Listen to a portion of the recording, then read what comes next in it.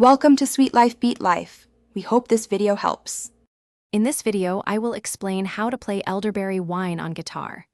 This easy guide will help you learn this fantastic song with just a few simple steps. We will focus on 4 core chords and a basic strumming pattern, making it accessible for beginners. By the end, you will be able to play along and enjoy making music. Let's get started and have some fun with your guitar. To play Elderberry Wine, you will primarily use 4 chords: F Maj 7, C major, G major, and D minor. These are common shapes that are excellent for building foundational guitar skills. Take your time to ensure each finger is pressing down firmly behind the fret, producing a clear sound.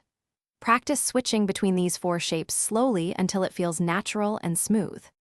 The strumming pattern for Elderberry Wine is quite simple and repetitive, making it easy to master. You will use a down-down up-up down motion for each chord. Focus on keeping a steady rhythm, perhaps around 130 beats per minute, to match the song's feel. A relaxed wrist is key for smooth transitions and a consistent sound. Practice this pattern until it becomes second nature. Consistent practice is essential for mastering Elderberry Wine. Start by practicing your chord changes very slowly, focusing on accuracy over speed. Once comfortable, try playing the chord progressions in short segments, like 2 or 4 chords at a time. Gradually increase your tempo as your fingers become more accustomed to the movements. Listening to the song will help you internalize the rhythm and timing, making your playing more musical.